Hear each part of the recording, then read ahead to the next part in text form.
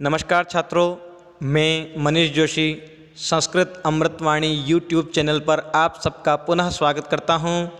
आपने यदि मेरे चैनल को सब्सक्राइब नहीं किया है तो कृपया सब्सक्राइब करें ताकि आगे आने वाले नोटिफिकेशन आपको प्राप्त होते रहे और मेरे वीडियो को लाइक शेयर करते रहे। कमेंट हो तो कमेंट बॉक्स में लिखते रहे। आइए आज के वीडियो की ओर बढ़ते हैं। आज का हमारा वीडियो द्वितीय पाठ न्यग्रोध वृक्ष पर आधारित है। आइए पाठ निकालते हैं। यह रहा हमारा न्यग्रोध वृक्ष पाठ। इस पाठ को हमने पहले समझ लिया था, प्रश्न उत्तर बाकी थे, तो हम आज इसके प्रश्न उत्तर को हल करते हैं। तो आइए इसके प्रश्न उत्तर हम निकालेंगे पहले। तो आइए इसके प्रश्न उत्तर हल करते हैं। छात्रों, मैंने पहले भी कहा है कि जब तक आप पाठ को ध्यानपूर्वक नहीं पढ़ेंगे, नहीं समझेंगे, तब तक आपको प्रश्न उत्तर भी सही से समझ नहीं आएंगे। इसलिए पाठ वाले वीडियो को एक बार और जाकर के आप उसको देखेंगे, समझेंगे। उसके बाद यदि आप अभ्यास में आएंगे, अर्थात एक पदेन एक वाक्यन के प्रश्न उत्तर को समझने का प्रयास करेंगे, तो आपको अच्छी तरह से समझ में आएंगे। एक पदेन उत्तरम लिखत, एक पद में उत्तर को लिखना है, अर्थात एक शब्द में उत्तर को लिखना है। ग्रामे कह वृक्ष आसीत, गांव में कौन सा वृक्ष था? तो पाठ में हमने पढ़ा था। यदि पाठ का नाम भी यदि याद होगा तो भी आप प्रश्न का उत्तर इसका हल कर पाएंगे।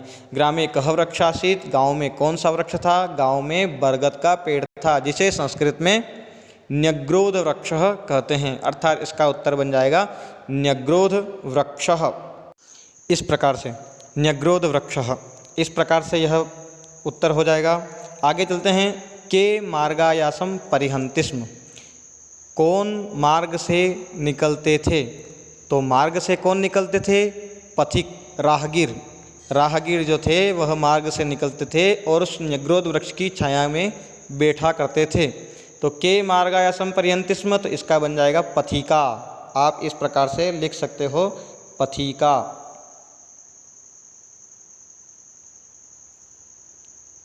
इसके बाद में आगे बढ़ते हैं।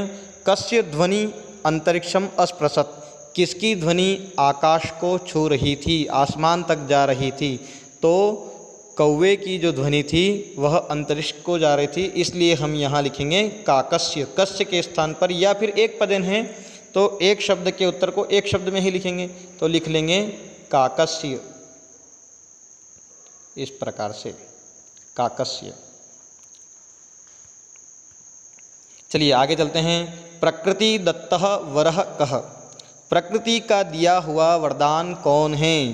प्रकृति का दिया हुआ वरदान कौन है? पाठ में हमने जाना था, पढ़ा था, तो आप आसानी से लिख पाएंगे वृक्षः। प्रकृति का दिया हुआ वरदान वृक्षः है। तो यहाँ पर वृक्षः लिख करके और दो बिंदियाँ पीछे विसर्ग की लगाना है। तरोह पत्राणि खादन कह नंदति स्म, अर्थात वृक्ष के पत्ते कौन खाया करता था या वृक्ष के पत्ते कौन खा करके प्रसन्न रहता था? तो यहाँ पर भी पाठ में से ही प्रश्न का उत्तर है अजापुत्रः। आप लिखेंगे इसमें अजापुत्रः। अजा, यहाँ जगह नहीं है इसलिए नीचे लिख दे रहा हूँ, पुत्रः, अजापुत्रः। इस प्रकार से इसका उत्तर बन जाएगा। तो एक पदेन के बाद में एक वाक्यन के प्रश्न उत्तर को हल करते हैं। सर्वे कस्य निर्णयः स्वीकृतः, सभी ने किसका निर्णय स्वीकार किया था? सभी ने अजापुत्र का निर्णय स्वीकार किया था। अर्थात सर्वे कस्य निर्णयः स्वीकृतः के स्थान पर हम लिखेंगे कस्य के स्थान पर सर्वे अजस्य निर्णयः स्वीकृतः, अर्थात अजा का अजापुत्र, अज यानी बकरी, बकरी का पुत्र अजः, अर्थात हम यहाँ लिखेंगे अजस्य निर्णय। इस प्रकार से अजस्य, सर्वे कस्य निर्णयः स्वीकृतः, अजस्य, सर्वे अजस्य निर्णयः स्वीकृतः। चलिए, कः वृष्टिं वर्षति, कः वृष्टिं वर्षति, पाठ में आया था वरुण देवः वृष्टिं वर्षति। फिर से आपको मैं लिख करके बताता हूँ, वरुण देवः वरुण लिखने के बाद में देवः इसी के पीछे लिखना है। मैं यहाँ जगह नहीं होने के कारण यहाँ इस प्रकार लिख रहा हूँ। वरुण देवः वृष्टिम वर्षति। पूरा प्रश्न क्या बनेगा, प्रश्न का उत्तर क्या बनेगा, वरुण देवः वृष्टिम वर्षति। पुनः फिर से लिखेंगे, आगे जो प्रश्न है उसका उत्तर जानते हैं। वृक्षस्य आधारभूता का, वृक्ष की आधारभूत क्या है, वृक्ष का आधारभूत क्या है? तो वृक्ष का जो आधारभूत है वह है भूमाता। अर्थात वृक्ष किस पर टिका हुआ है, जमीन पर। अर्थात जमीन को हम संस्कृत में क्या बोलेंगे या पाठ में क्या उच्चारण किया गया है, भूमाता। तो हम यहाँ लिख लेंगे वृक्षस्य आधारभूता भूमाता। इस प्रकार से वृक्षस्य आधारभूता का, वृक्षस्य आधारभूता भूमाता। इस प्रकार से लिखने के बाद में अस्माभि का वर्धनीया, घ जो चौथा प्रश्न है उसका उत्तर लिखेंगे अस्माभि का वर्धनीया। हमें क्या बढ़ाना चाहिए? तो पाठ के अंतर्गत सबसे अंतिम में एक पैराग्राफ आया हुआ है छोटा सा, अस्माभि वृक्ष संपत् वर्धनीया। यदि पाठ को ध्यान से समझा होगा तो आपको यह प्रश्न का उत्तर आसानी से समझ में आ जाएगा। अस्माभि वृक्ष संपत् वर्धनीया, तो यहाँ आप लिखेंगे अस्माभि वृक्ष संपत्,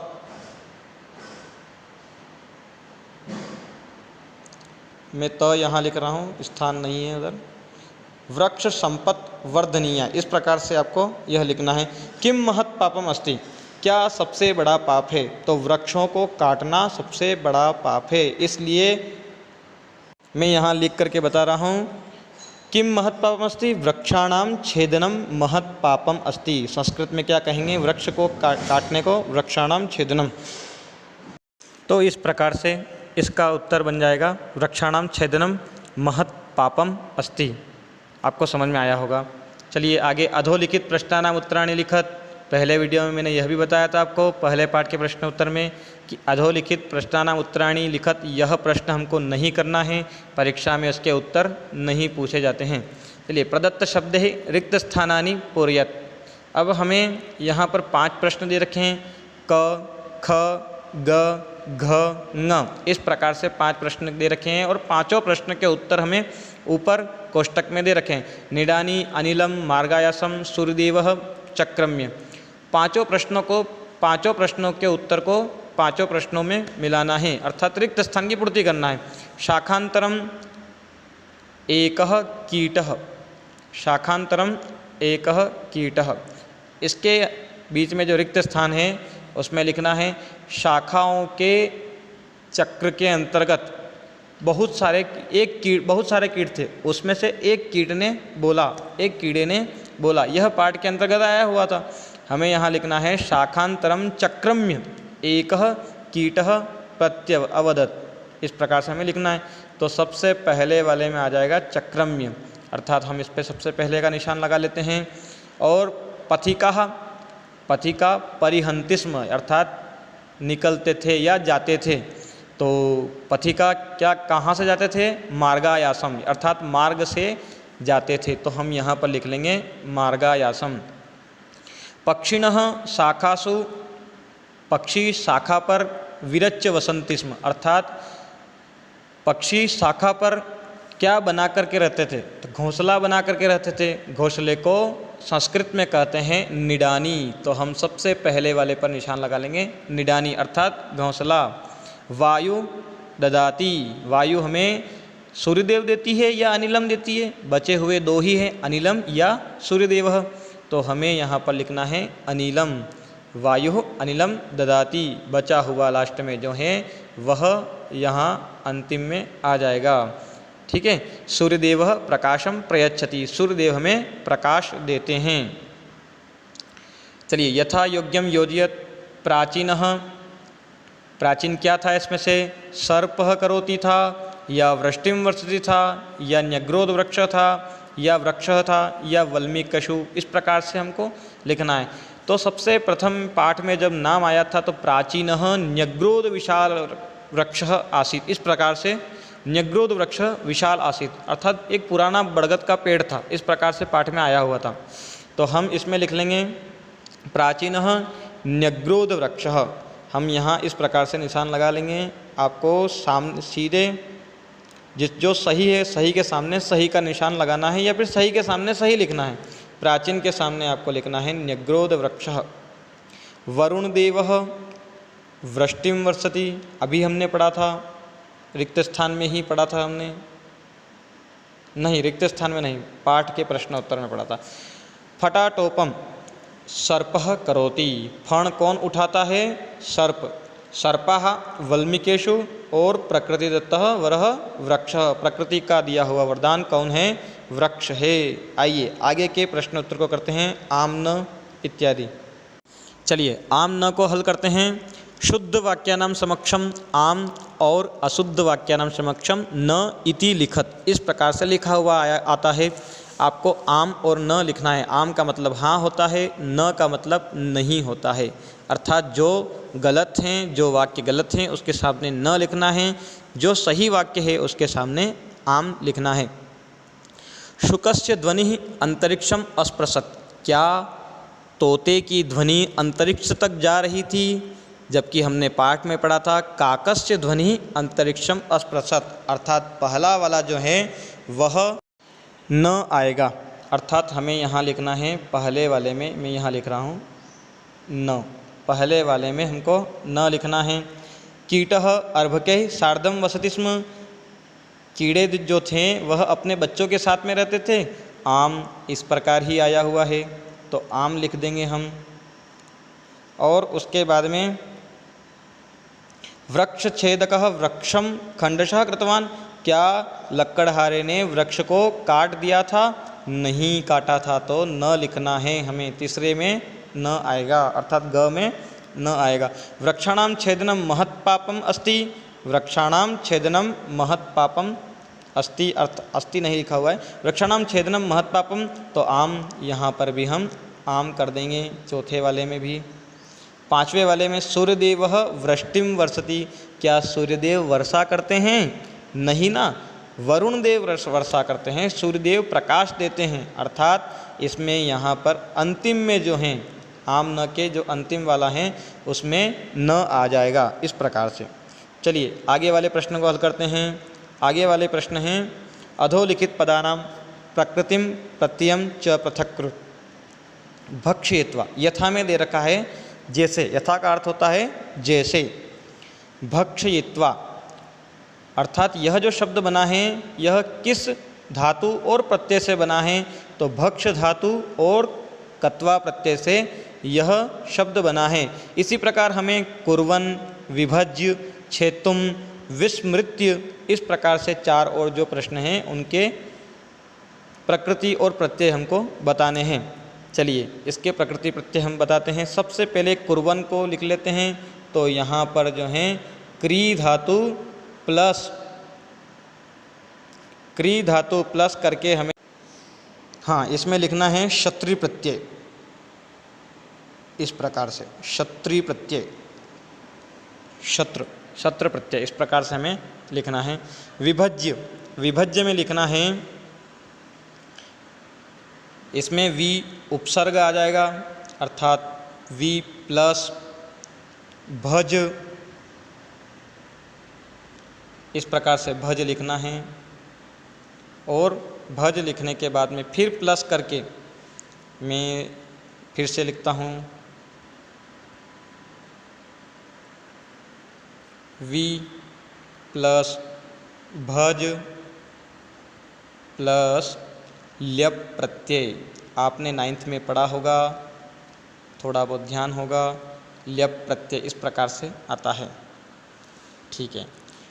फिर हम पढ़ेंगे छेतुम, इसमें धातु जो है वह आएगी छीद धातु, मैं यहाँ फिर से लिख रहा हूँ छीद धातु प्लस करके हमें यहाँ लिख रहा हूँ नीचे तुमुन प्रत्यय, इस प्रकार से। तो छेतुम में आ जाएगा छीद धातु प्लस तुमुन प्रत्यय। विस्मृत्य में लिखेंगे, फिर से वी उपसर्ग रहेगा, प्लस लिख करके स्मृ धातु, और इसमें भी जो प्रत्यय हैं वह रहेगा ल्यप प्रत्यय। इस प्रकार से विस्मृत्य।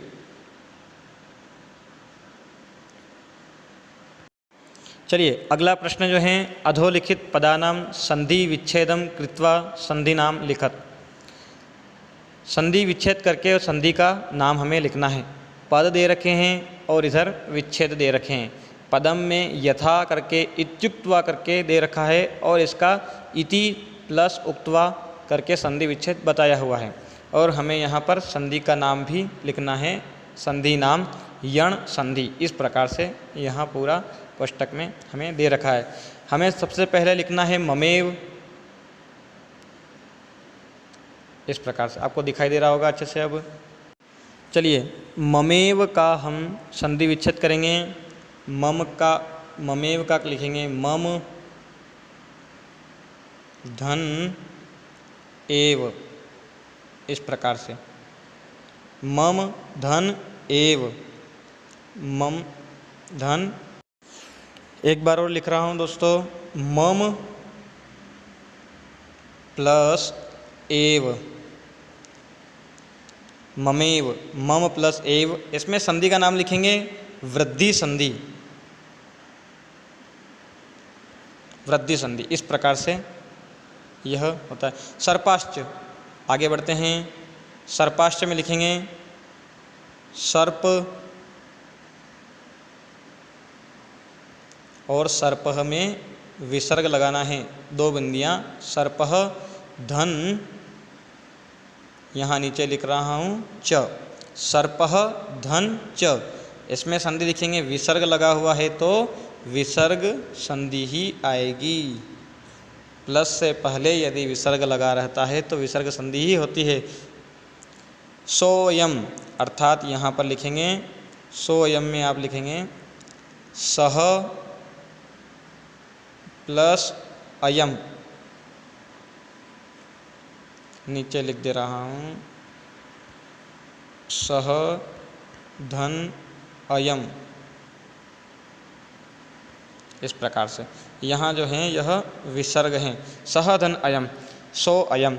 यह जो है संधि विसर्ग संधि होगी।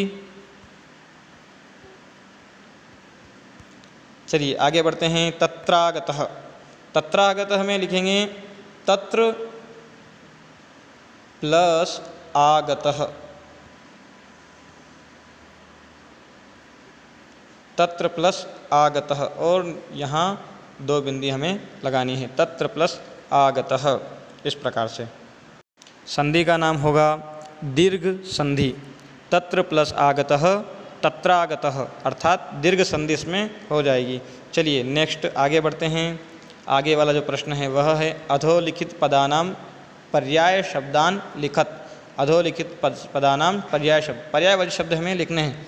जैसे कि वृक्षः का तरु होता है, इसी प्रकार से काकः का लिखेंगे। काकः का होगा वायसः।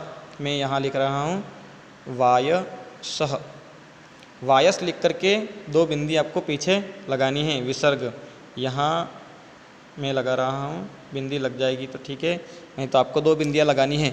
वायसः लिखना है आपको। सर्पः, सर्पः का लिखेंगे नागः। सर्पः का लिखेंगे नागः। इस प्रकार से सर्पः का लिख लिया नागः। पिता का लिखेंगे जनकः। मैं लिखूं कि आप लिख लेंगे? पिता का लिखेंगे जनकः। पुत्र का लिखेंगे सुतः, पुत्र का सुतः। चलिए अव्ययी वाक्य रचनाम कुरुत। यह जो प्रश्न है यह भी अधिकांश परीक्षाओं में नहीं पूछा जाता है, फिर भी मैं आपके इसका जो उत्तर है वह मुख से बता देता हूँ। लिख करके मैं आपको नहीं बताऊँगा, आप अपने अनुसार लिख लीजिए ध्यान से सुन करके। चलिए इनको हम हल करते हैं। अपि, अपि का अर्थ होता है भी। इसमें कुछ भी वाक्य हम बना सकते हैं भी, जैसे कि मैं भी पढ़ता हूँ, मैं भी जाता हूँ, मैं भी रहता हूँ, मैं भी खेलता हूँ। इस प्रकार से हम कुछ भी बना सकते हैं। तो संस्कृत में हम सबसे पहले अपि का बनाएंगे। अहम अपि पठामि, मैं भी पढ़ता हूँ। अहम अपि क्रीडामि, अहम अपि गच्छामि। इस प्रकार से हम कुछ भी बना सकते हैं अपने हिसाब से। यह वाक्य रचना करना है। तर्हि, तर्हि इसका अर्थ होता है तो। तर्हि का जो है वह अर्थ होता है तो। जैसे हम कहते हैं ना यदि, तो, यदि ऐसा होगा तो। इस प्रकार हम इसमें भी कुछ भी बना सकते हैं। यदि मैं पढ़ता हूँ तो उन्नति करता हूँ। यदि मैं पढ़ता हूँ तो अच्छी उन्नति करता हूँ, परीक्षा में अच्छे अंक प्राप्त करता हूँ। तो मैं इसमें लिख सकता हूँ यदि पठिष्यसि, यदि पठिष्यसि तर्हि उन्नति भवति। यदि पठिष्यसि तर्हि उन्नतिर्भवति। यदि तुम पढ़ोगे तभी तो उन्नति करोगे। इस प्रकार से इसका उत्तर बन जाएगा। ततः, ततः का अर्थ है, हम लिखेंगे ततः का अर्थ अर्थात ततः यानी वह। ततः का अर्थ होगा तब। ततः यानी बाद में। ततः शब्द ततः यानी बाद से। इस प्रकार से हम इसका अर्थ लगाएंगे। तो पाठ के अंतर्गत इसमें आया हुआ है तो वही हम लिख लेंगे। ततः सर्पः अवदत्, तब फिर सर्प ने कहा। इस प्रकार से बाद में भी कह सकते हैं, या फिर ततः का अर्थ हम दो प्रकार से निकाल सकते हैं, तब या बाद में। इस प्रकार से इसका हम अर्थ निकाल सकते हैं। तो छात्रों, आपको यह वीडियो अच्छा पसंद आया होगा। कमेंट करिए। सब्सक्राइब नहीं किया हो तो वीडियो को सब्सक्राइब करिएगा। धन्यवाद।